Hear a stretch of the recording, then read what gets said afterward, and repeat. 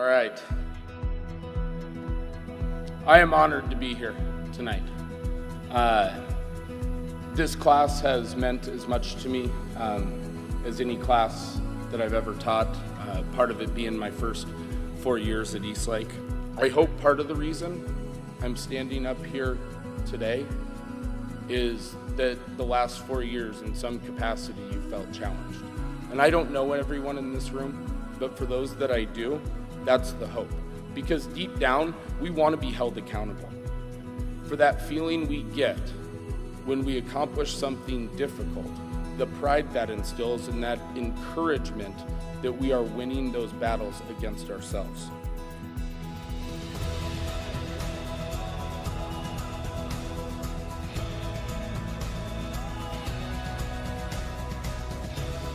We have control over our present and future decisions. Our past can define who we have been, but does not have to define who we are trying to become. But realistically, in the next 4 years, it doesn't matter the degree that you get or what you study, and it doesn't matter after that the salary you receive. All that really matters is how you act on a daily basis, the interactions that you have with people, the relationships that you have with everybody that matters in your life. And I believe that we have the incredible opportunity when we walk out those doors to serve the world and make our communities, families, and ourselves better. We have a whole lifetime in front of us, seniors. And my ask to you is, what are you going to do with that life?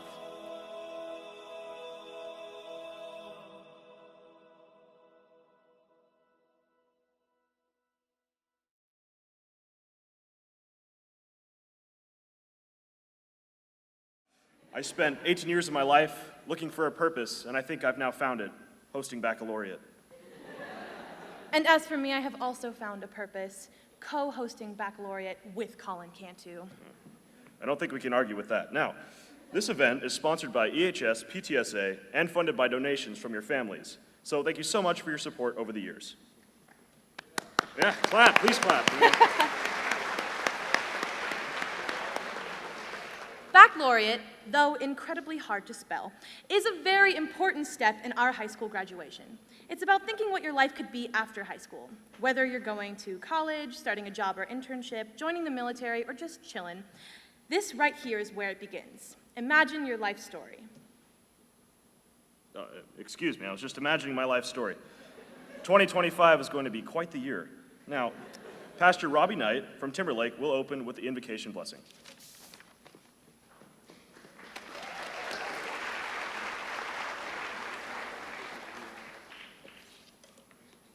Well, thank you, friends. I'm honored to be with you tonight. Again, my name's Robbie, and I have the privilege of serving over student ministries here at Timberlake Church. And I'm honored to be with you this evening. And to be honest, when I first agreed to be with you all tonight, this wasn't originally what I had envisioned. But you can see a few weeks ago when I received an email from an admin here at Timberlake in regards to this event, see, how many of you've ever skimmed over? You kind of skimmed a text, or you've skimmed an email, you've skimmed a letter before, and what you thought it said was something entirely different than what was actually said, right? You've done this. And well, you see, I have a busy day running from meeting to meeting, and in the grind of all the meetings, I had looked at my phone to read this email. And I'd skimmed over the subject of the email, which read, "Invitation to the Baccalaureate." But what I read in that moment was invitation to the Bachelorette. And in that moment, I did what any guy would have done. I accepted and said it would be an honor to join you in that event. Now, maybe you've done this. You've meant to schedule a meeting at 7 p.m., but you asked your friend to arrive at 7 a.m. Maybe you've done this. You've asked a friend for coffee, but instead you accidentally invited them to Covfefe. Maybe that was a mistake you've made. Students, maybe you were in a meeting at some point and you were telling somebody that you attend Eastlake High School, but somehow it slipped that you attend East Vape High School, and I don't know, maybe you've done that. I've heard this mistake done. And I did this. And as you can expect, when I had my first meeting about this event, the conversation went in an entirely different direction than what I was expecting. See, I was expecting an interviewer and TV crews. I was expecting roses and, quite honestly, a much smaller live audience than this when I had accepted the invitation. But I showed up and we started talking about singing and playing piano, and they started asking me questions about a keynote speaker, and all of a sudden, about 5 minutes into this meeting, I realized that this isn't what I was expecting to happen. Because expecting to be at a baccalaureate and expecting to be on the bachelorette are two entirely different things. And I thought for a moment how quickly the direction you are going and the direction you're expecting can shift. Students, there's going to be times when you think your life is going in one direction, and suddenly you realize that you're heading towards something entirely different. You thought you'd be at that school, you thought you'd still be with these friends. Maybe you thought that you'd live in this job or you'd live at that city. Maybe you have these goals accomplished by then. But the reality is that life doesn't always go the way it's planned. And in those moments, we can often feel stressed, we can feel worried, even at times we can feel defeated. But what I've come to understand in life is this, is that it's okay when life doesn't go as planned. When I was little, you see, I thought I'd be a mechanic, and then that sounded boring, so I jumped all the way to say I was going to be a fighter pilot. And then I realized I was colorblind, and that I couldn't do that. And so it changed, and I thought maybe one day I'll be a studio musician, and then my life changed again when God called me to work in the church. And again, my life had taken a direction I didn't expect, and with every unexpected turn, I realized that though it was a surprise to me, it wasn't a surprise to God. And I'm reminded of what Jesus says in 1 Peter chapter 5.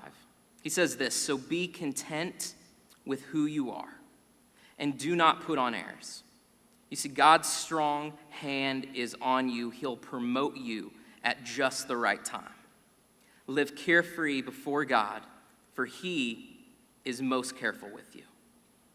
So when life takes a turn to somewhere you didn't expect, whether it be a change in school, a change in major, a change of friends, and even when it takes you by surprise, remember, it didn't take your God by surprise. He saw it coming before you were a thought in the world. He looked at you as you were knitted together, being crafted, and in that moment, He knew that that moment would come. Your role is not to have it all planned out and put together. Your role is simply to do what Jesus asked of you, to be content with who you are, to know that wherever you go, God's strong hand is on you, to know that He will place you exactly where you need to be, exactly when you need to be there. Your role is simply to live carefree before your God. Live carefree before your Father in heaven, knowing like any good father that He is most careful with you. So class of 2017, whether it be planned or unplanned, whether it be the same or a shift, whether it be known or unknown, believing that the best is yet to come for you. Thank you so much.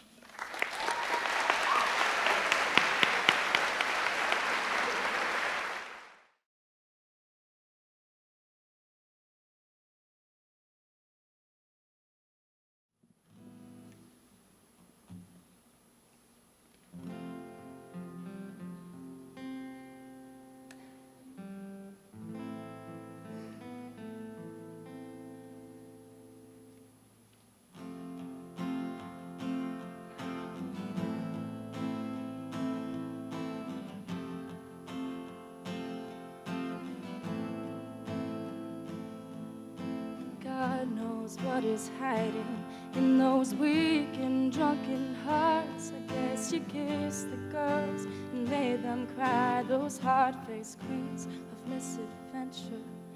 God knows what is hiding in those weak and sunken nights, the fiery throng, the muted angels, giving love but getting nothing back.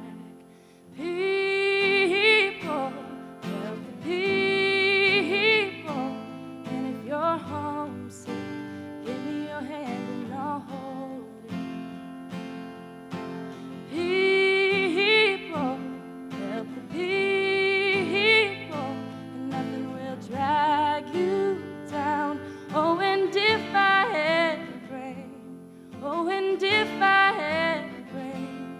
I'd be cold as a stone, rich as a fool that turned all those good hearts away.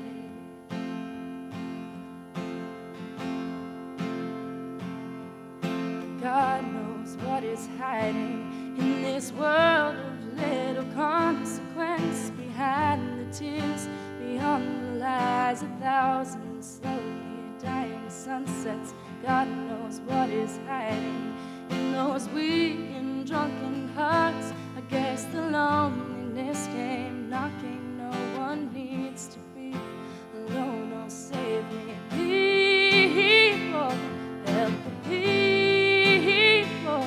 And if you're homesick, give me your hand and I'll hold.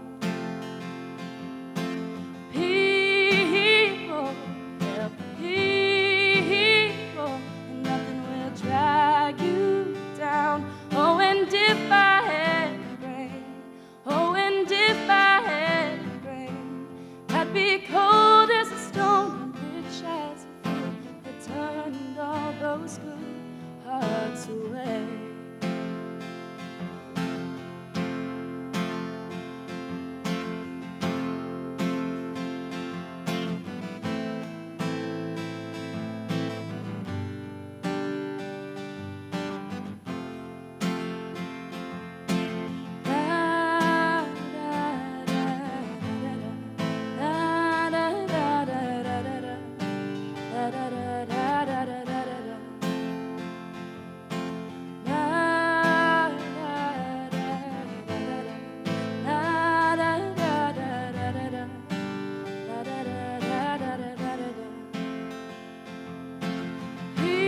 People, help people, and if you're homesick, give me your hand and I'll hold. People, help people, and nothing will drag you down. Oh, and if I had a brain, oh, and if I had a brain, I'd be cold as a stone, rich as a fool that turned all those good hearts away.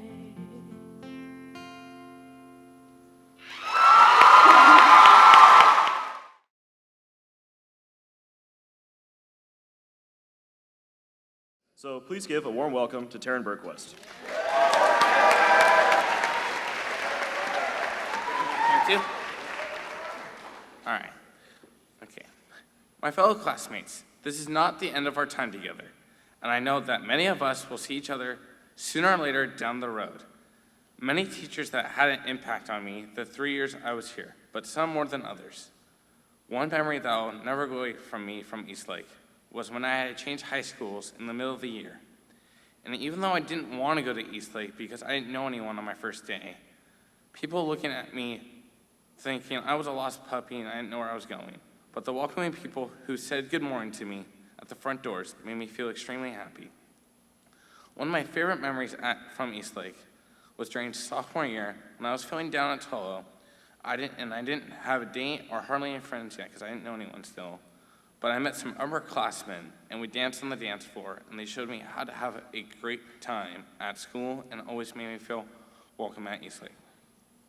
One of the teachers that had a big impact on my high school experience was Mr. Snell, because every day, even if I was having a bad day, he would always be nice to me and say hi to me and my buddies. That always cheered me up throughout the weeks of school. Another teacher that had a big impact on me was Mrs. Fisher, because she taught us students that we could survive a week off our phones or other electronics. And that's not hard to do. She also encouraged us to read, to enjoy the outdoors while reading, and take hikes to look at nature. Another lesson I learned from Mrs. Fisher was to keep an open mind, because you never know what your teacher's going to teach you that year. The people who have always had a big, most impact on my life, it's not just one person, it's all you guys, because if it weren't for you guys, I wouldn't be here speaking today. Even if it wasn't for my football friends or the cheer squad or everyone, I just want to say thank you for that. And the biggest support didn't come from my friends or my teachers. It was my family. I can't thank them enough for their care and helpfulness. Even though I didn't want to change high schools, I'm really happy now as a senior of class of 2017 to finish as a wolf strong as a wolf. Thank you for your time.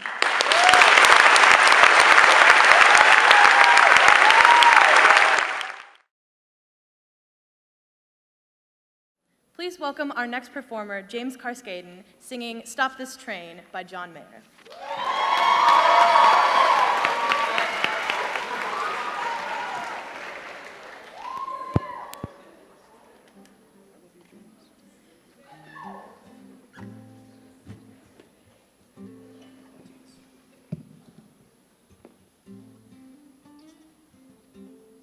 Hi.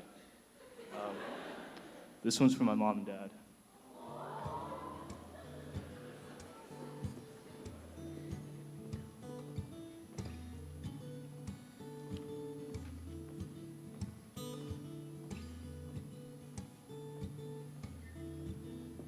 No, I'm not colorblind. I know the world is black and white. Try to keep an open mind, but I just can't sleep on this tonight. Stop this train. I wanna get off and go home again.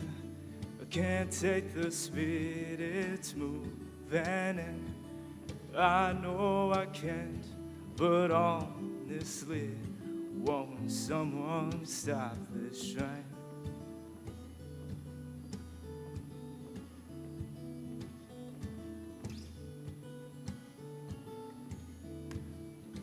Don't know how else to say it.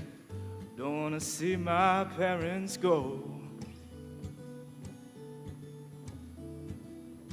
One generation's length away.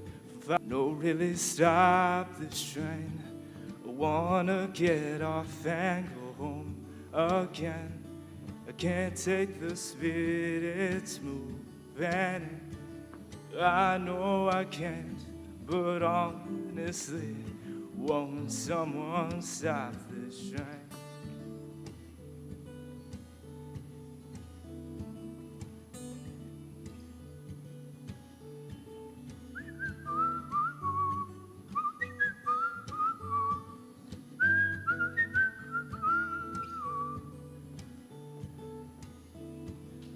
So scared of getting older, I'm only good at being young.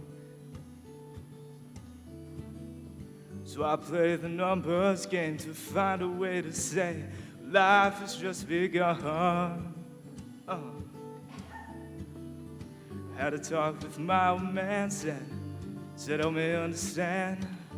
Just turned 48, you renegotiate. Don't stop this train, and don't for a minute change the place you're in. And don't think I couldn't ever understand. I tried my hand, James, honestly, we'll never stop this train.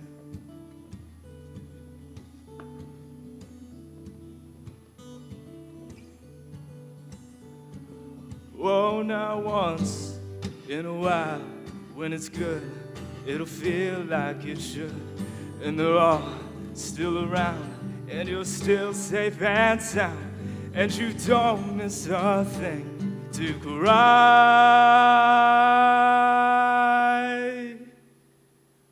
when you're driving away in the dark, singing, stop this train. I wanna get off and go back home again. Oh, I can't take the speed this thing is moving in. I know I can, 'cause now I see I'll never stop this train. Never gonna stop this train. Never gonna stop this train. Well, I'm never gonna stop this train.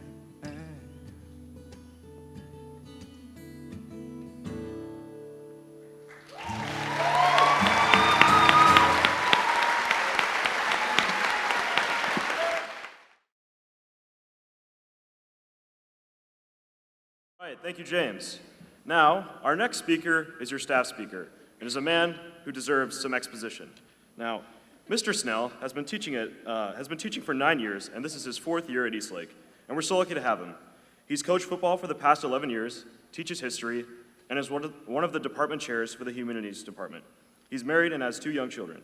And Mr. Snell always goes out of his way to make Eastlake students feel welcome and special, and he knows more student names than probably any staff member at Eastlake. And I know when he was my junior class advisor and he told me, "Colin, you gotta MC the talent show," it kind of kicked off me like speaking in front of microphones and stuff like that. So I probably wouldn't be here today if it wasn't for that. Neato. Yeah? So not only is he warm and welcoming, but also has a great sense of humor. So it's no surprise that he was chosen to speak at Baccalaureate. So please give him a warm welcome.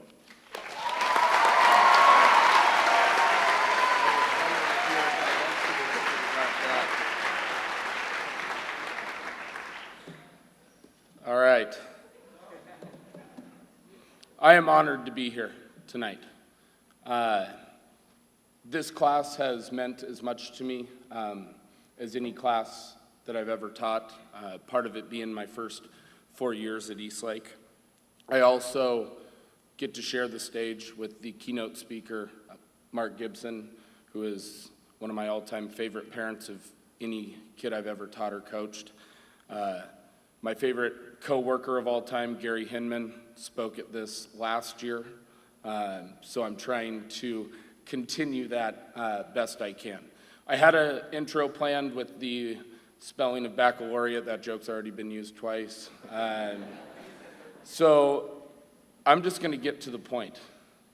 The main point of my message today is focusing on aspects of life that we all deal with, yet most of us don't want to talk about. A quote I've always loved and never really had the opportunity to share publicly like this is a quote from Jesse Owens. And he said, "The battles that count aren't the ones for gold medals. The struggles within yourself, the invisible battles inside all of us, that's where it's at. The battles that count aren't the ones for gold medals. The struggles within yourself, the invisible battles inside all of us, that's where it's at." The goal of my message tonight is that everyone here understands that these battles that no one sees are happening inside all of us. And we are wrong when we assume that everyone else has it made or that others are not dealing with their own insecurities. The first example is aimed specifically at the 2017 graduating class. It's a simple reminder that most of the time when adults tell you what to do or give you guidance, we advise you in a direction because we know what it looks like and what it feels like when you make the wrong decision. We've made those mistakes and know the repercussions of those decisions. We do not stay awake at night as individuals thinking about all of our successes and our accomplishments. We stay awake at night with those errors and judgments and the effect or concern it will have on other people. Be open to hearing the lessons that people attempt to instill in you, even your parents. For a large percentage of us, our parents are the people who have always and will always want what is best for us. The advice they give is not just an attempt to thwart your fun before college, but to guide you on a path that you individually can be proud of. As a graduating senior, the theme tonight of Imagine Your Life Story could and very well should be an overwhelming thought at this point. I ask you guys all the time, what are you going to major in? And the reality is I rarely ever listen. What you plan to major in, what you eventually change your major to, what you then major in, whether or not you use that major, or whether or not you go to or finish college is never going to define who you are. Some of you sitting here are in a great place. You're finishing up 4 years of successful academics, relationships intact. Others are limping their way to the finish line. But the reality is, no matter where you are at, whatever place you're in, all of that can change. And it changes with our mindset and our determination to start winning those battles. We have control over our present and future decisions. Our past can define who we have been, but does not have to define who we are trying to become. As a teacher, I've always taken pride in defending young people. While the outside world judges teens against an invisible rubric of their own knowledge and comparison, I've been lucky to have a front row seat at teaching amazing and outstanding students. I wanted to share a quote that came out a couple months ago from a college basketball coach, Frank Martin, how he sees young people, because there's never been something on how I feel about young people that is more explicitly defined than this. You know what makes me sick to my stomach? When I hear grown people say that kids have changed. Kids haven't changed. Kids don't know anything about anything. We've changed as adults. We demand less of kids. We expect less of kids. We make their lives easier instead of preparing them for what life is truly about. We're the ones that have changed. I hope part of the reason I'm standing up here today is that the last 4 years, in some capacity, you felt challenged. And I don't know everyone in this room, but for those that I do, that's the hope. Because deep down, we want to be held accountable for that feeling we get when we accomplish something difficult, the pride that instills, and that encouragement that we are winning those battles against ourselves. To me, the greatest misconception about speaking in front of people is not simply the act of standing up here in front of you. It's the act of giving advice to others when we know our own failures. I stand before you an incredibly flawed human being. I make mistakes daily, whether it be as a teacher, a coworker, a husband, or a parent. The mistake we make is assuming that others are perfect and that we need to be perfect for them. I know my flaws, and there's a part of it deep down that's really, really difficult to stand up here and give 18-year-olds advice. There are seniors in the crowd right now that are more responsible at 18 than I currently am. But if my job and my goal is to consistently improve, then I can at least stand up here and share. We are our own harshest critic because we know our most significant failures and struggles. We naturally compare ourselves against others based on our own comparisons. We compare ourselves against people who have no idea they're even being evaluated, and this is a result of our own insecurities, many times over things we only know about. It is our job then to continue evaluating that battle within our own self and to have an honest conversation and keep the focus not on comparing, but on personal improvement and development. As an adult, there's one person that I have compared myself to, not as a competitor, but my dad.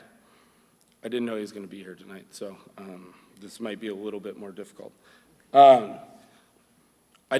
Standing in front of you, I'm falling short of that comparison. I don't lose hope over that fact.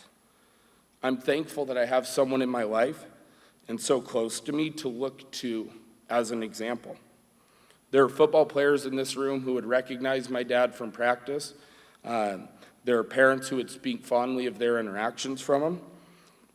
When you have a dad who provides the response of, "I met your dad, what a great guy," to everyone who meets him, it creates a challenge for me to be better because of that.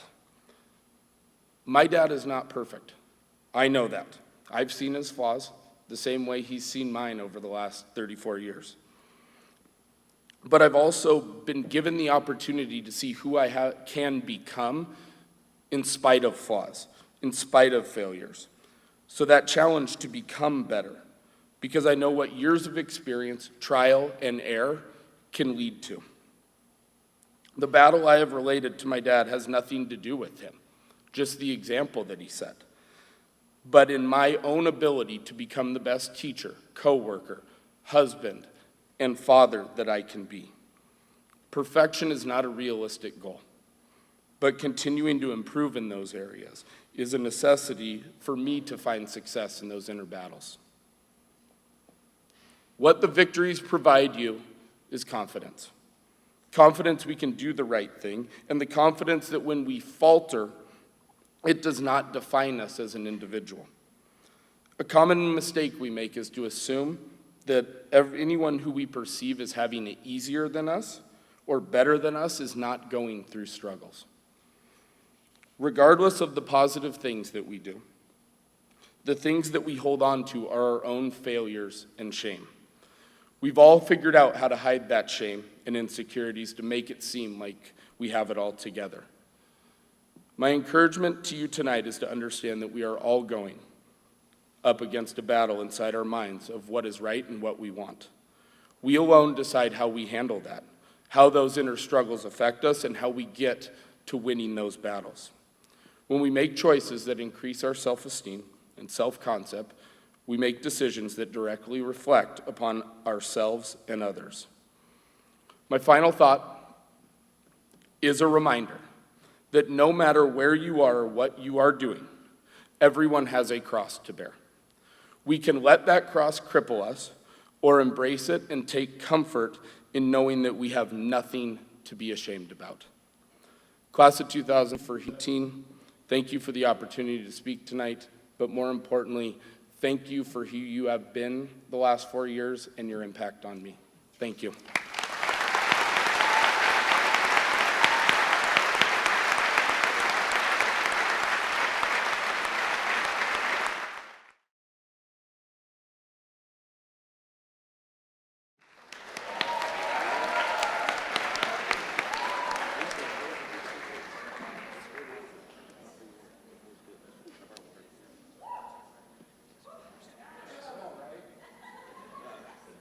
Stand up.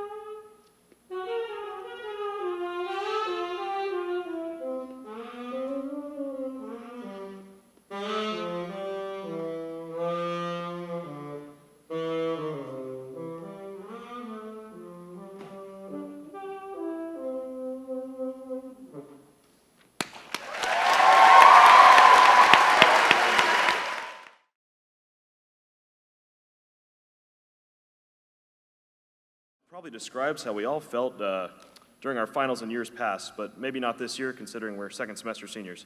So please welcome Marky McLaughlin and Michael Kawand performing Skyfall.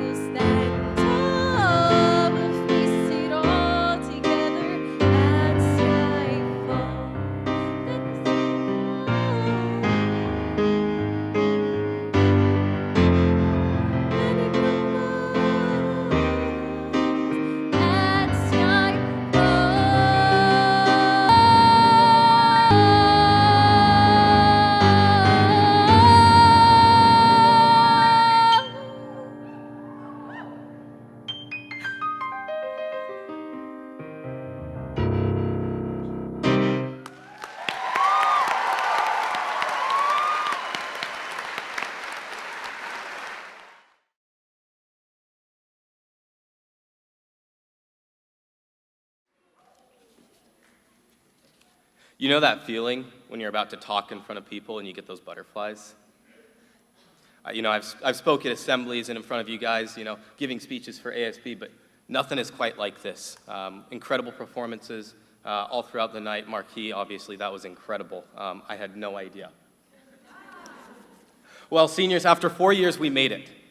We learned a lot. We learned how to write a 5-paragraph essay. We learned that the mitochondria is the powerhouse of the cell. We learned calculus problems we couldn't even imagine in elementary, and some of us even redesigned that horrible parking lot at 2:05 every day. If you know me, you know I'm a big baseball guy. It's my passion. It's something I've done my entire life.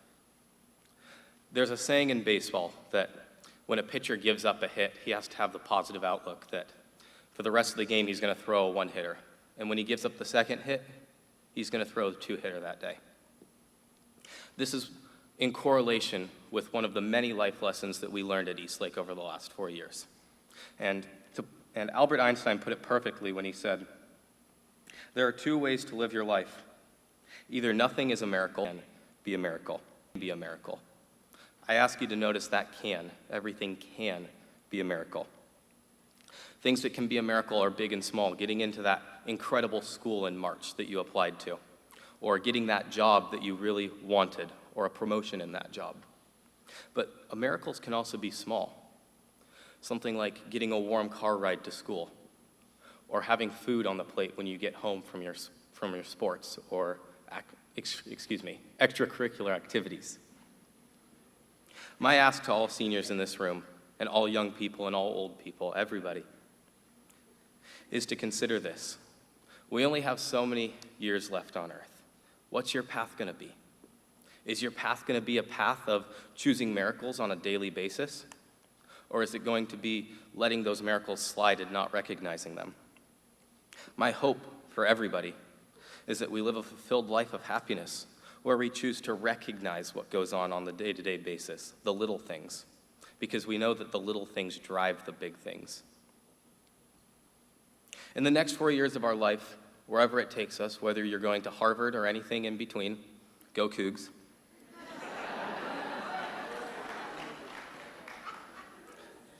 It is the best school in Washington, I have to admit. But realistically, in the next 4 years, it doesn't matter the degree that you get or what you study, and it doesn't matter after that the salary you receive. All that really matters is how you act on a daily basis, the interactions that you have with people, the relationships that you have with everybody that matters in your life. And I believe that we have the incredible opportunity when we walk out those doors to serve the world and make our communities, families, and ourselves better. We have a whole lifetime in front of us, seniors. And my ask to you is, what are you going to do with that life? Thank you, and go Cougs and Wolves.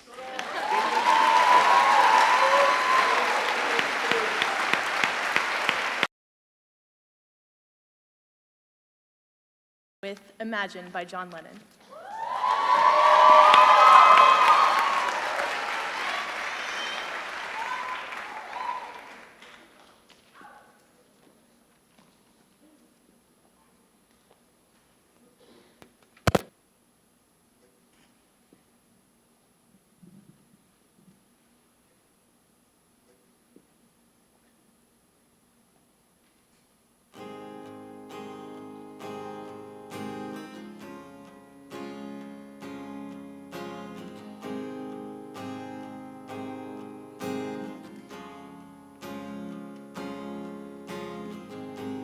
Imagine there's no heaven. It's easy if you try. No hell below us. Above us only sky. Imagine all the people living for today. Imagine there's no countries. It isn't hard to do.